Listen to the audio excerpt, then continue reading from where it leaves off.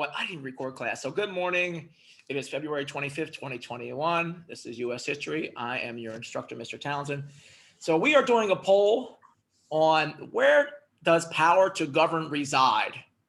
In a democracy, where does the power to govern reside in? Is it in the Constitution? Is it in the president, the people, or the Congress? So go ahead and choose one of those. Thank you, Naima, for sharing with us. We unfortunately have to get on here in the morning and show our faces whether we look good or not. Yeah.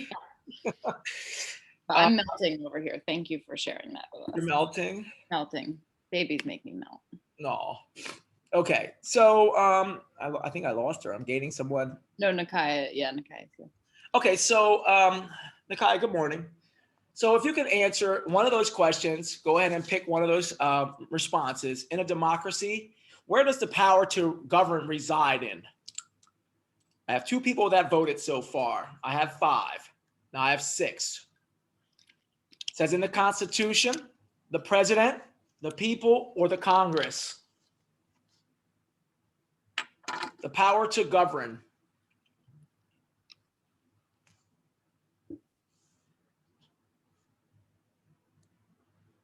If you're not sure, just go ahead and pick one of the options that are there. It's either the Constitution, the president, the people, or the Congress.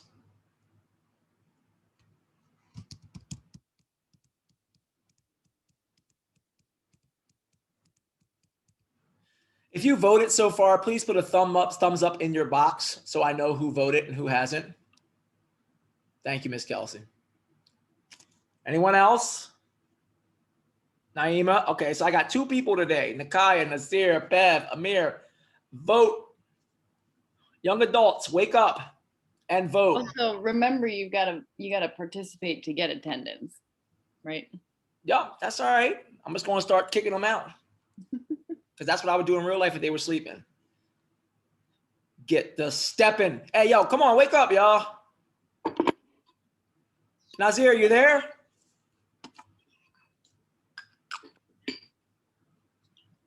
I feel like I'm in kindergarten. I got to do a wake up song. I know, because this is their last day. This is last day of class for the week. Yeah, you guys don't even have school tomorrow, so you can participate today. All right, I guess Naima and Miss Kelsey will be having a class today. The rest of these pretenders will just be here. Okay, so I got 2 votes, the Constitution and the people. Naima, did you vote Constitution or people? I voted the Constitution. Okay, thank you. And I'm assuming Miss Kelsey voted people. This is a trick question. I mean, technically it's the people. The people. But the Constitution sort of makes it the people, doesn't it? Well, technically, I'm kind of biased towards like any situation. So that was doing like having to pick a poll was kind of tough versus me just voicing my opinion. Yeah. Yeah, that's kind of tough for some people. And that's okay. Technically, all of these entities take place in the governing process in the United States. All of them. In some way, shape, or form. The Constitution lays the framework. The president executes. The people choose. And the Congress, the best way to use the word Congress, I guess they are mediators. They are lawmakers. They do a lot of the people's work. The House of Representatives is called the People's House. It's called the People's House. So in a lot of ways, our power comes from our people, our Constitution, a little bit of each. Thank you, folks. Okay, so state-aligned standards. So the goals of this lesson is to be able to list 3 weaknesses of the Articles of Confederation, to describe how new government was structured under the Constitution, and name each branch of the U.S. government and its functions, and be able to define checks and balances. Now, you don't have to pay attention to this, but it may be your checkpoint number 2. Wink, wink. It may be your checkpoint number 2. So if you're able to get these questions answered today and in Summit by this afternoon, not only do you have a day off, but you don't have any classwork for this class, okay? All right. So our checkpoint number 1 in review was, why did the framers of the Constitution believe a new document was necessary? the three founding fathers, excuse me, the three founding fathers were George Washington. They weren't just the only founding fathers, but they were considered to be part of them. George Washington, who was a general during the American Revolution and the first president of the United States. Alexander Hamilton, who wrote the Federalist Papers and a lot of the ideology that went into the Constitution. And John Jay. Does anyone know who the father of the Constitution is by chance?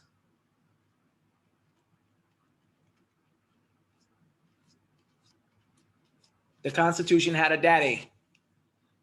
What was his name? He's on a $2 bill. That's bad because I don't even know the people that's on the dollar bills, the $20 bill, the $10 bill. What about the $2 bill? Have you ever seen the $2 bill? I have, but I don't know their person on the bill. I know who that is. Can I guess? Go ahead. Is it Jefferson? No. Thomas Jefferson? Let's see. Let's find a $2 bill here. It'll come nice and clear. The suspense is killing me. You're correct, Miss Kelsey. Okay. I'm like, I'm gonna look it up myself. There it is. That's a $2 bill. They used to have these around when we were kids. Yeah. They're not as rare. They're not as in circulation. Stop it, cat. Sorry. They're not in circulation as much as they used to be. But Jefferson's on a $2 bill. And this is the back of it. And there is a myth, and I'm not even going to get into it, but if you look on the back of a $2 bill, according to myth, there is a man, where is he at, who is darker than all the other men. I don't know if he's right back here or something, but according to a myth in history, there was supposed to be a black president or a black delegate. I can't remember his name at this point, but he acted as the acting president before Washington. Now, how much of that is true? History is a mix of myth and facts, by the way. And history is always written by the winners. So you will never find out true history, no matter what you do. That's just part of the game. So Washington said that the wheels of government are clogged. You cannot have 13 heads for one body. It's impossible. We had 13 colonies, and they all had their own individual interests. The analogy I like to use is take 13 people out to dinner and tell them, what do you like to have for dinner? And I'm sure just with the couple kids that are in here. So real quick, poll. Unanimously, I can't speak this morning. Across the board, what is your favorite food? If you had to pick a favorite food, what would it be? What's your favorite food? You got to pick one food to eat from now to the end of time. What would it be? Don't make fun of me. Big macaroni and cheese, fried chicken, collard greens. No, you don't get a whole plate of it. One choice. All right. Cause now I gotta come to a consecutive decision that's just gonna make a meal out of one thing. So I'm gonna say Big Ziti, cause they contains every food group: pasta, cheese, sauce. Spaghetti sauce and meat. Okay. My favorite part. All right. Anybody else have some input? Nakaya, Bev, Amir, Nazir. What is your favorite food? If you had to pick one food to eat from now to the end of time, just one food, what would it be?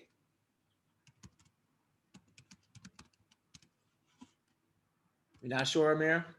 Oh, Alfredo. Okay. I'll make a mean Alfredo.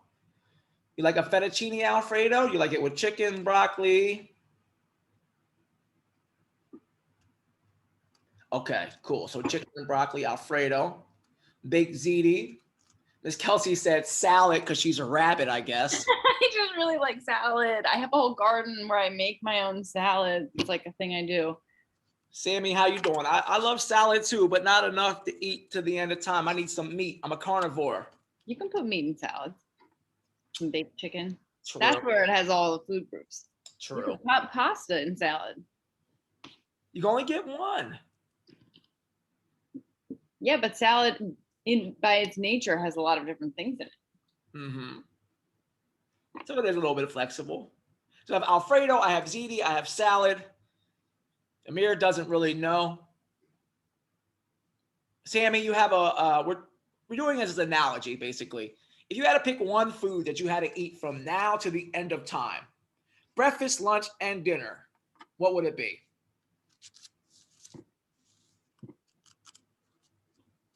Nikaya, what'd she say yes to?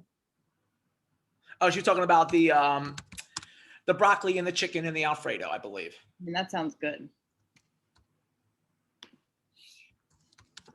Okay, I'll just change it slightly to keep it going. What if you had to pick Yeah, one? you gotta try some salmon. You gotta try some salmon, strip chicken Alfredo. My sister make the best type of. Oh my gosh, that's savoring in my mouth right now. Anima, you're making me hungry. I'm hungry. I've been cooking since 7, so I'm over here fat and happy. Sorry. Let's change the question. What if you had to pick one album? Well, by the way, my fried food would definitely be chicken wings. I can't help it. I could eat them breakfast, lunch, and dinner. And also I could change the Chicken sauce. wing? Chicken wings. Interesting. Chicken wings. I love chicken wings. What about if you had to pick an album to listen to? Now you guys don't have albums anymore because you have MP3s and downloads and all that stuff. But if you had to pick one album from one artist to listen to from now to the end of time, which means you could not listen to any other music ever again, what would it be? Janae Aiko. What is it? Janae Aiko. Okay. I put mine up there. A female artist and it's like soul music, basically. But she got like different versions of herself. She got different albums. So you could pick a lot from it. Okay. Does anybody else have any input if you were given one album to listen to from now to the end of time?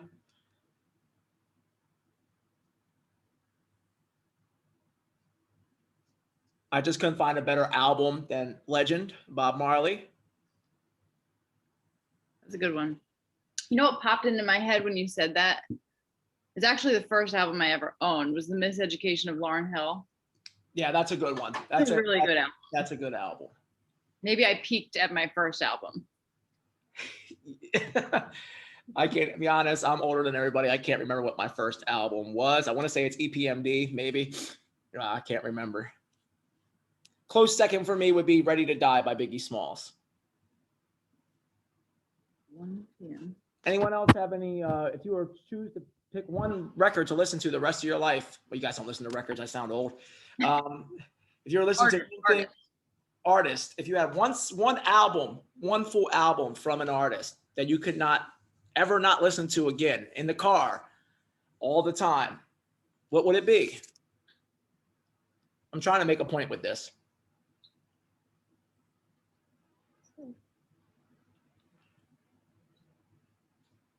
Well, if you've decided you want to put some input, go ahead and put it in the box.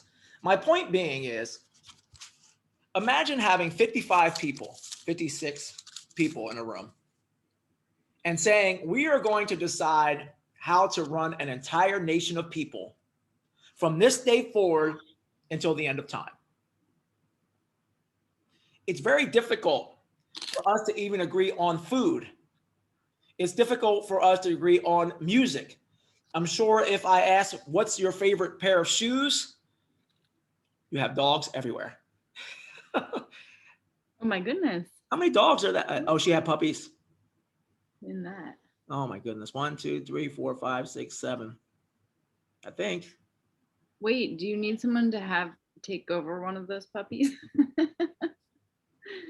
Miss Kelsey's plotting on your dogs. I love dogs. It is very difficult for people to come to a consensus about things. It really is. Just ask any married person, okay? There's only two people in that equation, and that's very difficult. Of course, I don't expect you guys to be married at this age, but I'm sure you've had a relationship of some point with your family, with a friend, with someone you called your boyfriend or girlfriend, and you disagreed on things, right? You disagree on things, and you're not able to work it out. Imagine having 55 people sit in the room and come up with not only something that was going to work in their time, but for people in the future. This was the task that was given to the founding fathers, which was not an easy task by any stretch. And some of their responses was basically, there's too many individual voices. If we all get in a room and start screaming, it just becomes chaos. No one can hear each other. No one. Because where each of us are expressing our own individual ideologies, our own individual morality, how we look at the world. So the founding fathers were presented with a difficult task of trying to find a document that not only was flexible enough and changeable enough, but that could properly govern a society or a free republic like the United States of America. So what was the name of the first Constitution of the United States of America? What was the name of the first Constitution, the one before we got to We the People?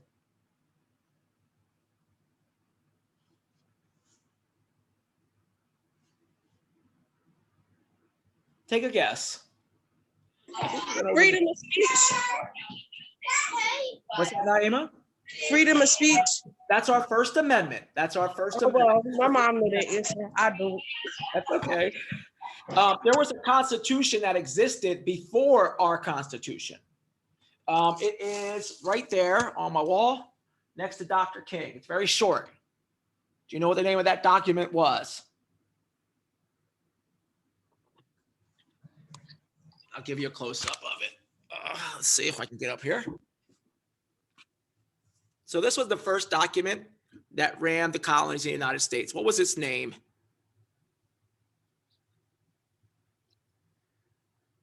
Anyone? I feel like Articles. The Articles of Confederation? Yes, they were called the Articles of Confederation and Perpetual Union. I have actually learned that from sitting in on this class. All right. My assessments work. Yay. So the questions I'm going to have for you is, what are some of the problems that the document had? What were some of its weaknesses? And what document replaced that? We just, Naima actually gave us the first amendment in the Bill of Rights. So we know the document that replaced it was the United States Constitution, the document that we still use today to run this country. All right, so this is a review of the Articles of Confederation. We're going to watch a short video. There are 4 questions that are related to the video that I want you to be able to answer when we're done. We're not going to go all the way through it because some of it's kind of overkill. So let's see. I don't know what happened to my message here. Okay, well, hello, post. Why does Zoom not like cut and paste? I don't know. It's weird, isn't it? Yeah, I don't feel like typing all this. Yeah. Okay. Sorry, guys. This thing is just. I don't know if Zoom hates Apple or what. So there's 4 questions. What was the name of the first Constitution? What is a supermajority? I want you to be able to name at least one weakness in the Articles of Confederation and answer the question, what was the Great Compromise? So if you have a telephone, you want to go ahead and make a screenshot of these. I'm going to try. I thought they're in chat here, but they just will not. They will not go. Huh. I can see them in there. They just won't. Okay, here we go. I got them. So the questions from the video, they're in the chat. What was the name of the first Constitution? What is a supermajority? Name a weakness in the Articles of Confederation, and what was the Great Compromise? Right.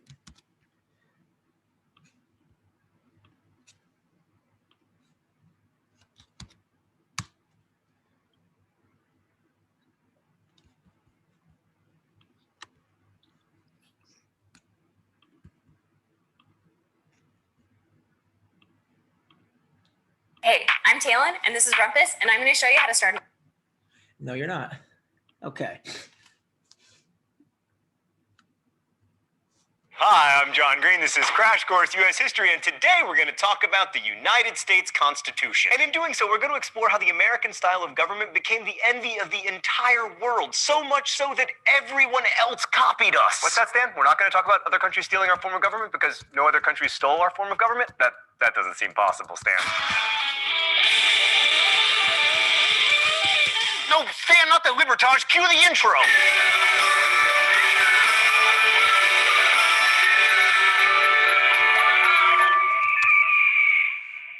So today we're going to learn why the green areas of not America didn't copy us. All right, so as Americans may dimly remember from history classes, the constitutional system we've been living under since 1788, the year of the first presidential election, was not the original American government. The first government set up by the Continental Congress was called the Articles of Confederation, and it was, in a word, bad. In 2 words, it was not good, which is why it only lasted 10 years. The problem with the Confederation is that it wasn't so much a framework for a national government as it was a firm league of friendship, which unfortunately only sounds like a team of Care Bear superheroes. The Articles set up a government that consisted of a one-house body of delegates, with each state having a single vote, who, acting collectively, could make decisions on certain issues that affected all the states. There was no president and no judiciary. You can try to tell me that John Hanson, the president of the Congress, was the first American president, but it's just not true. Any decision required 9 of the 13 congressional votes, which pretty much guaranteed that... Oops, sorry about that. I wanted to add that name, John Hanson, the gentleman you just saw a couple moments ago, that's about the mythology I was talking about, him being the first president of the United States. And yes, he was. So today we're going to learn why the green areas... Hold on a second. Original American government. The first government set up by the Continental Congress was called the Articles of Confederation, and it was, in a word, bad. In 2 words, required 9 of the 13 congressional votes, which pretty much guaranteed that no issues that affected all the states. There was no president and no judiciary. You can try to tell me that John Hanson, the president of the Congress, was the first American president, but it's just not true. Any decision required 9 of the 13 congressional votes, which pretty much guaranteed that no decisions would ever be made. Supermajorities, always so efficient. But besides the 2/3 requirement, the Congress was very limited in what it could actually do. The government could declare war, conduct foreign affairs, and make treaties. Basically the stuff you need to do to go to war with England. It could coin money, but it couldn't collect taxes. That was left to the states. So if you needed money to, say, go to war with Britain, you had to ask the states politely. The Articles could be amended, but that required a unanimous vote, so 0 amendments were ever passed. The government was deliberately weak, which followed logically from Americans' fear of tyrannical governments taxing them and quartering soldiers in their houses and so on. But here's the thing, weak government is like non-alcoholic beer. It's useless. That said, the Articles government did accomplish a couple things. First, it won the war, so yay! Unless you were a slave or a Native American, in which case, probable boo. Second, the government developed rules for dealing with one of the most persistent problems facing the new nation.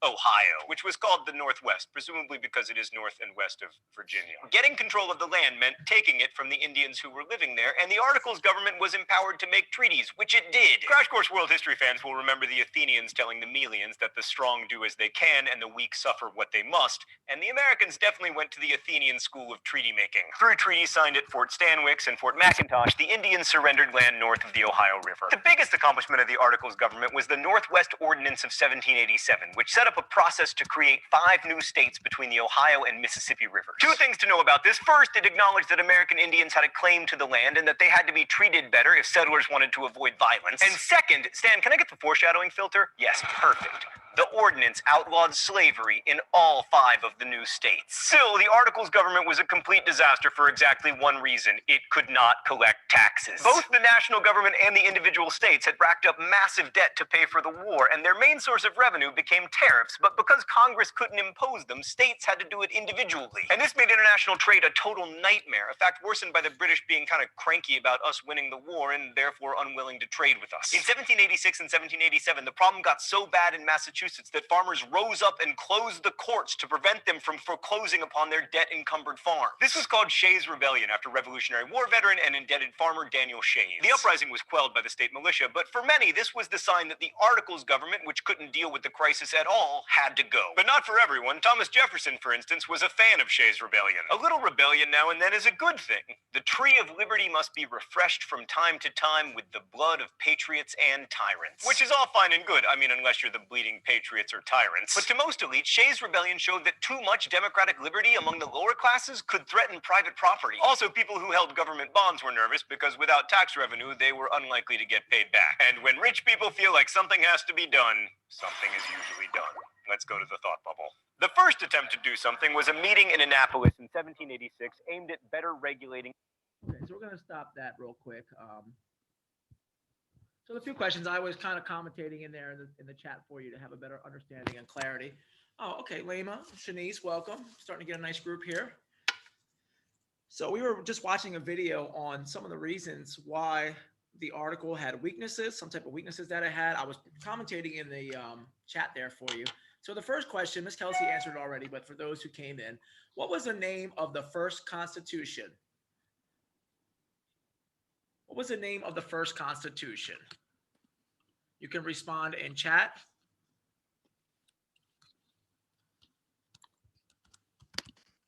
Freedom of speech, right? That's the First Amendment. Oh no, the first. The first I don't know. Constitution. Okay. It was in like the first 3 minutes of the video. What was the name of the first Constitution? Bev, Amir. I don't know when Lema and Shanice came in. What was the name of the first Constitution? The Article of Confederation and the I don't know how to say it. The Articles of Confederation and Perpetual Union.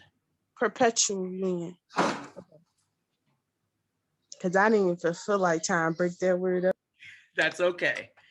Excellent. Thank you. Our second question was, what is a supermajority? What is a supermajority?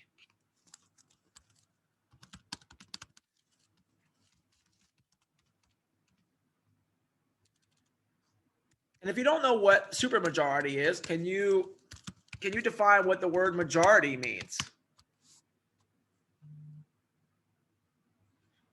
What's a majority? I want to say that means that it requires for you to have for a proposal to gain a specific level of support. Good. Excellent. That's a really good definition. Thank you. In the United States, they call people of color minorities, right? They say we are minorities. So if we are minorities, that means that there are lesser of us than other people. Okay, that's what a minority, it means to be a minority, to have a smaller portion. And like Naima would say, in political terms, when you're trying to pass a law, when you're trying to pass legislation, you have to have a majority. You have to have a large group of people. And the supermajority in this case under the Articles was 9 out of 13. I don't know if I have any math whizzes. I'll leave that to Ms. Hickson. But can anyone tell me what the percent of 9/13 is? Because I don't know. What percent would you have to have a 9/13 majority? Do I have any math whizzes? Sammy, you seem like you would be a math whiz. What's the percentage for 9 out of 13? If we had 13 people in a room.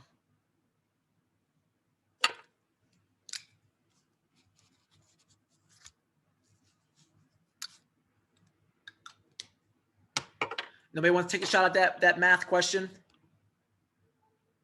Yeah, okay. Sammy, this is why I teach history. Me and math do not get along. Anybody else want to take a shot? You can look on your phone. What percentage is 9 out of 13? Then you're going to make me Google it because I'm not sure.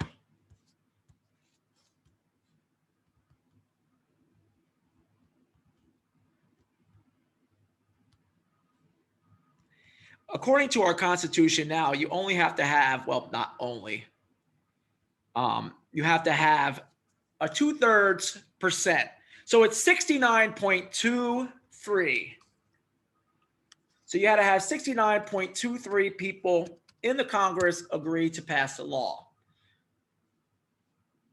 Now, it is different today because it is a 2/3 majority, which from my prior knowledge is 66.6, and then it's just 66666, kind of like the devil's number there, 66.6.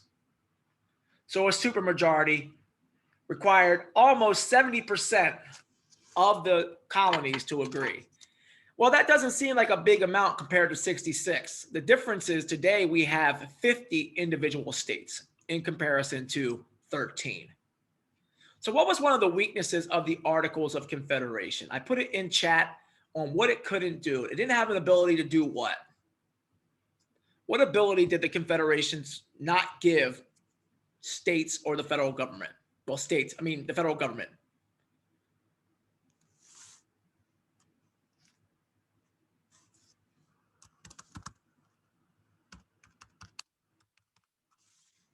What is taxation? There was a theme in the American Revolution that said no representation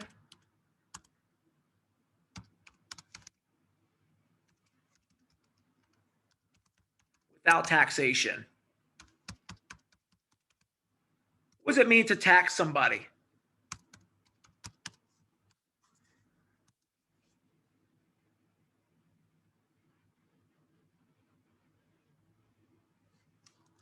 What is a tax or taxes?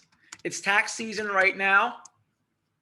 About to get a nice return back from the federal government. What are taxes? Is it free money that the government receives? For those students that work, what are taxes?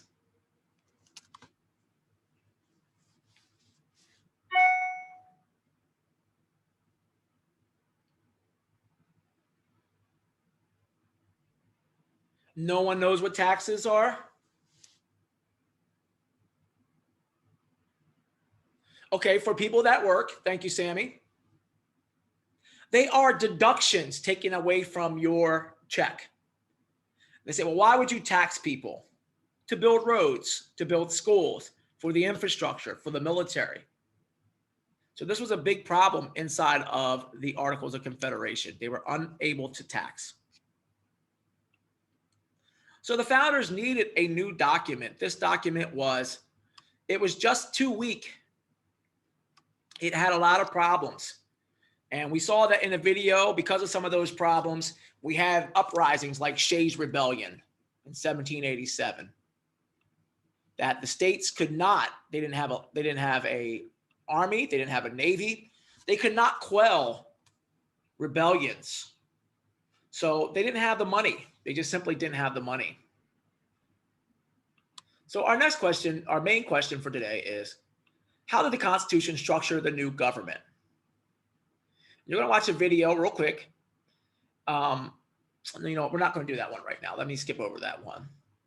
And by the end of the day, hopefully you'll be able to explain what the preamble is, the articles, not the Articles of Confederation, the Articles of the Constitution, the three branches of government, and what bicameral means. I put unicameral in the chat, and unicameral simply means one house. Our prefix bi means two. So something that is bicameral, it exists of two different houses. We have two houses that work today in checks and balances. One is our Senate and one is our House of Representatives. I had asked the other class how many senators there are, how many House representatives there are. How many senators do states get? How many senators do each state get?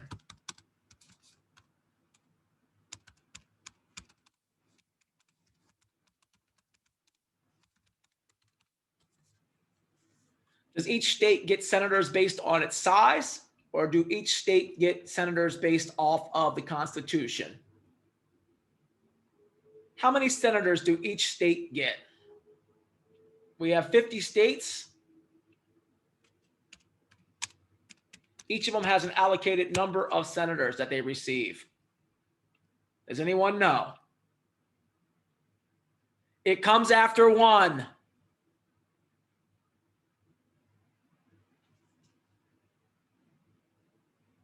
Hola. Konnichiwa. Anyone home?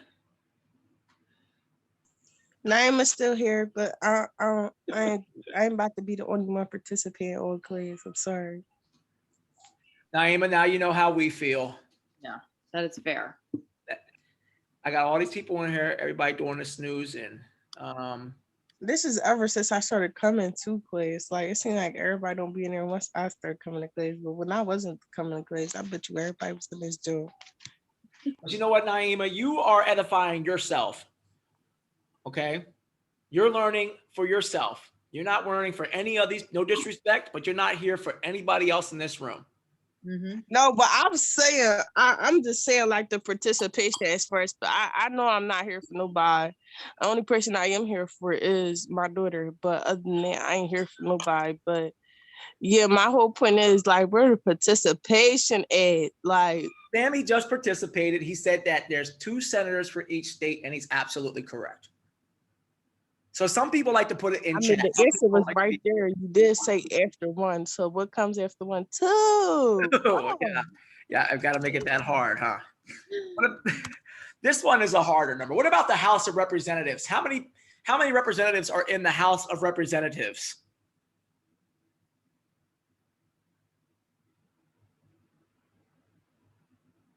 $465. 35. 35. Very close, Kelsey. Very close. How many? Is it 435? It is 435. Wow, good job. And I used to have a little, this is ridiculous, but I'll do it anyhow. I used to do this with my 7th grade civics class because these were actually in my classroom. And I don't have my number 4 one, but basically these used to be in my classroom. And this is how I would have my students memorize the number of Congress. Where we get this way. So I had Iverson, McNabb. I can't remember who was number 4, but they were all up in my room. And this is how we learn our numbers of, I can't get this right here, our numbers of congressmen, 435. So I know these guys are a little bit for your time, but if you can remember Iverson and McNabb, you can remember that there are 435. 435. Our 3 branches of government, Naima gave those to us, are executive, legislative, and judicial. So the preamble. This is the preamble. This comes from the first line of the Constitution. We, the people of the United States, in order to form a more perfect union, establish justice, ensure domestic tranquility, provide for the common defense, promote the general welfare, and secure the blessings of liberty to ourselves and posterity, do ordain and establish this Constitution of the United States. So that is our first part of the Constitution. It's called a preamble because it comes before the main articles. So what were the goals of the Constitution? The goals of the Constitution were to form a more perfect union, to establish justice, to ensure domestic tranquility, to provide for the common defense, promote the general welfare, and to secure the blessings of liberty. So this is, I know that some of this this verbiage is 17th, 16th century. It's a little older than most people recognize. So we're just going to go over these couple points real quick. To form a more perfect union, it's the idea of having a place where everyone can live in unison and in prosperity. Has the Constitution created a more perfect union? Is today's country, the United States, is in an ideal and fair place for all people to live? You can be honest. Did they create a more perfect union? Or do you think that there's still a lot of problems in this country? There's still a lot of problems. There's a lot of problems still. Our next section is going to be, why didn't they address slavery? Why didn't they address female rights? So in this country that wanted to form a more perfect union, I don't think they set out to what. Now, one day it may be But as long as systemic racism, as long as these built-in ideologies of superiority and inferiority are in our society, we will never achieve the perfect union that the founding fathers wanted. To establish justice, and this goes along with the idea of a perfect union. Is justice universal for all Americans? Do all Americans get the same treatment?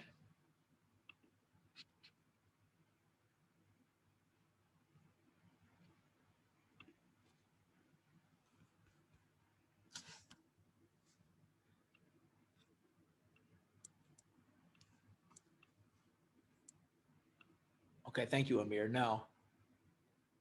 Not all Americans are still receiving fair treatment in this country. We already know what group of Americans that are marginalized in this country. Women, minorities, those who are of a different religion, even though the First Amendment provides the right to religion. Those who have different sexual orientations are still discriminated against in this country. So we've set out to make a more perfect union, but have we really created a more perfect union? Have we established justice? This one is a no-brainer. Ensure domestic tranquility. Has the government made a place where everybody gets along? No, not at all. Less than 2 months ago, we had a group of armed white supremacists literally storm the Capitol of the United States with impunity. What does that mean? In so many words, they got away with it. I don't think that any other group of people would have been able to storm the Capitol of the United States of America and not receive any type of backlash. In your opinion, in your opinion, if those group of people were Arabs, what would have been the response? Or if those group of people were Black, how would the United States government have responded to an armed insurrection at the Capitol? They would have shot them. Absolutely. They would have been executed, which means they would have been shot on sight. The problem is that when they stormed the Capitol, the police and the Capitol guards were on the same side as the protesters, which means they agreed with the ideology of white supremacy. They believed that Donald Trump was somehow their savior. And God, if he's your savior, I don't know who's the devil then. But they believed that he was going to save them from a satanic ring of pedophiles. Kind of crazy stuff, but it is what people are believing, this QAnon nonsense. So they stormed the Capitol and they pretty much got away for it, got away with it. So this idea of domestic tranquility, it's still, remember, 100 years after this document was written, we had 150,000 plus people die in the Civil War. Provide for the common defense. Once again, this goes along the idea of that each person in our society is supposed to be treated the same and have the same general defense, but we know that doesn't work out. To promote the general welfare, and this is not in a sense where people are handing out food or anything like that. General welfare just means the people itself. Are the people happy? And secure the blessings of liberty. Does anyone know what the Declaration of Independence says about happiness? It was a Will Smith movie a couple years ago that I really enjoyed. What does the Declaration of Independence say about Americans and happiness? Does it guarantee our happiness?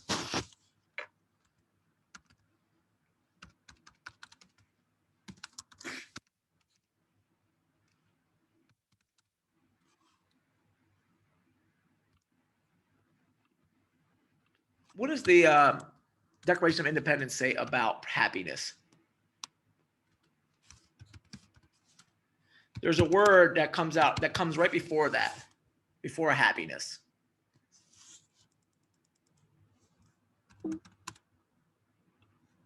Say about our happiness.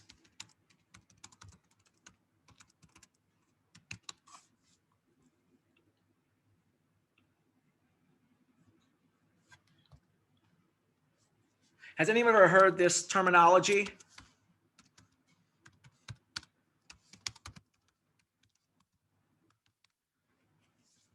about the pursuit of happiness? Have you guys heard that before? Yes. Thank you.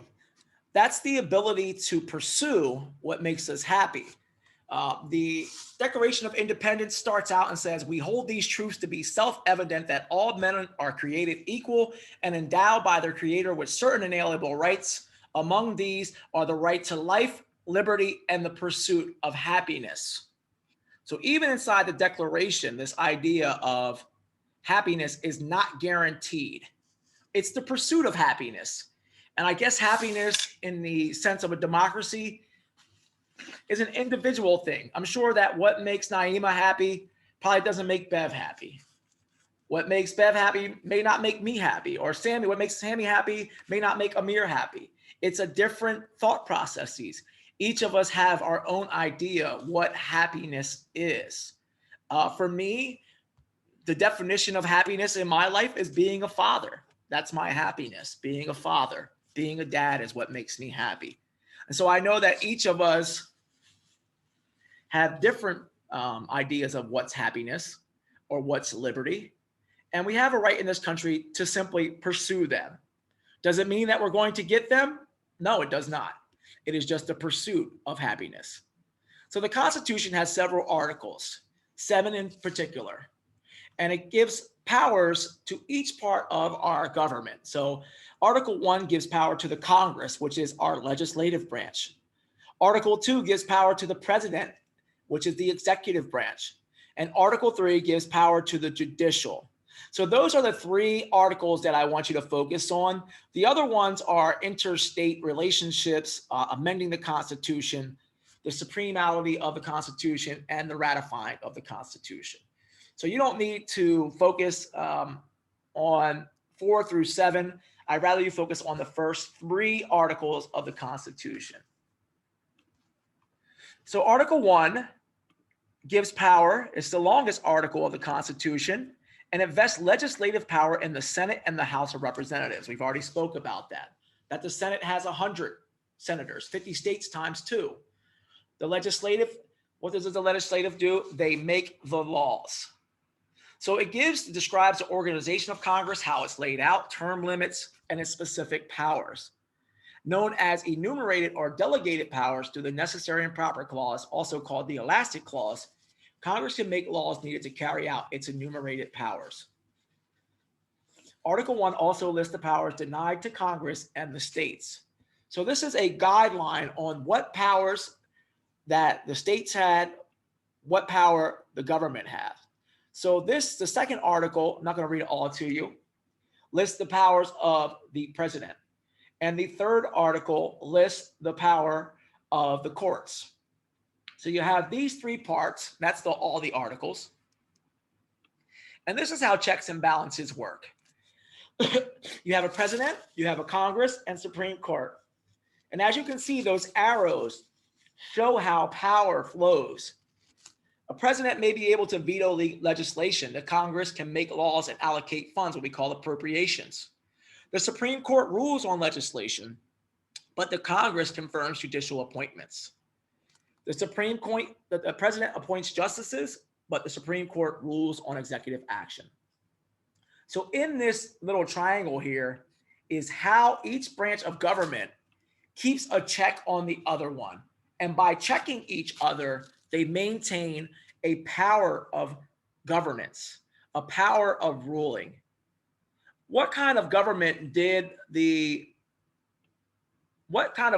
were the colonists under before they declared their direct Declaration of Independence? What type of government were they under?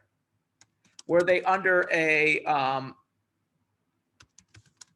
democracy? Were they under dictatorship? Were they under authoritarianism? What type of government were they underneath the rule of England?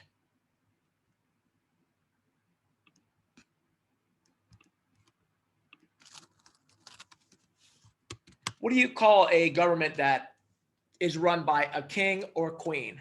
What's the name of that type of government?